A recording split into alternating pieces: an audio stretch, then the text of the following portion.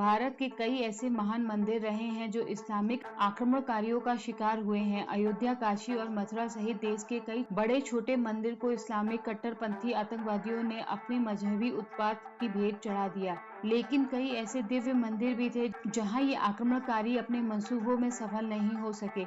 ऐसा ही एक त्रेताकालीन मंदिर पूर्व मध्य प्रदेश में स्थित है, जहां मुगल आक्रमणकारी औरंगजेब और उसकी सेना ने शिवलिंग को तोड़ने का प्रयास किया था, लेकिन उसे अपनी सेना सहित जान बचाकर भागना पड़ा। गैवीनाथ मंदिर के नाम से प्रसिद्ध यह मंदिर मध्य प्रदेश के सतना जिले से 35 किलोमीटर दूर बिरसिंहपुर नामक कस्बे में स्थित है। त्रेता युग में यह स्थान देवपुर कहलाता था। इस स्थान और गैवीनाथ मंदिर का वर्णन पद्म पुराण के पाताल खंड में मिलता है। आइए इस मंदिर के इतिहास के बारे में विस्तार पूर्वक जानते हैं। यह देवपुर के राजा वीर सिंह का राज्य हुआ करता था। राजा महाकाल के अनन्य भक्त थे और जब भी उनका मन करता था तो वह घोड़े पर सवार होकर महाकाल की नगरी उज्जैन पहुंच जाते थे। सालों तक ऐसा ही चलता रहा, लेकिन जब राजा वृद्ध हुए तब उन्होंने महाकाल से अपनी व्यथा बताई। तब महाकाल ने राजा के स्वप्न में देवपुर में ही दर्शन देने की बात कही। उसी समय नगर के ही गैवी यादव नाम के व्यक्ति के यहाँ चूल्हे से शिवलिंग निकला, लेकिन गैवी की मां ने उस शिवलिंग को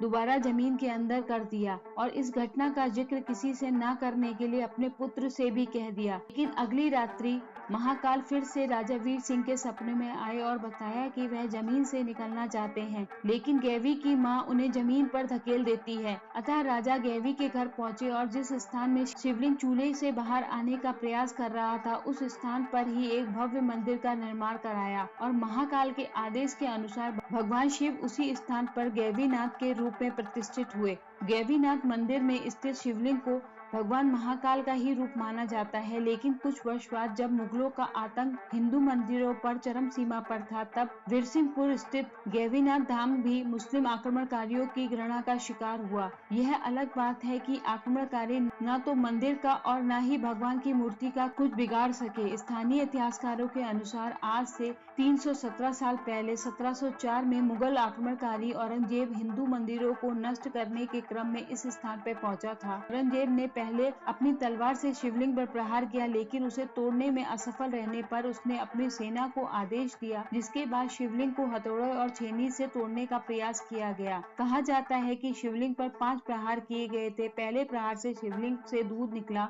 दूसरे प्रहार से शहद, तीसरे प्रहार से खून और चौथे प्रहार से गंगा जल।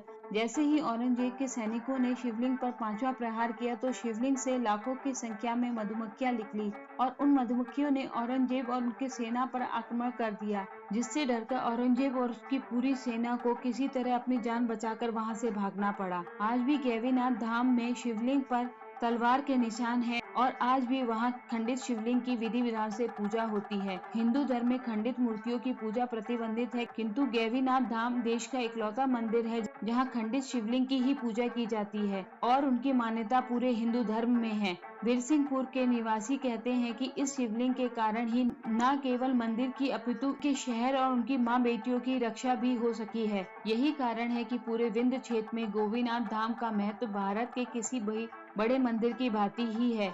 मंदिर में स्थापित शिवलिंग के बारे में कहा जाता है कि जमीन के अंदर कितना गहराई तक शिवलिंग है, इसके विषय में कोई नहीं जानता है। स्थानीय मान्यता है कि 4 धाम यात्रा तभी पूरी मानी जाती है जब चारों धामों का जल भगवान गैवीनाथ को अर्पित किया जाए। वैसे तो यह मंदिर हमेशा से ही भक्तों से भरा रहता है, लेकिन सावन महीने में महाशिवरात्रि जैसे पर्वों में यहाँ भक्तों की संख्या लाखों तक पहुँच जाती है। ऐसे और भगवान से जुड़े किस्से जानने के लिए मेरे चैनल को सब्सक्राइब करें।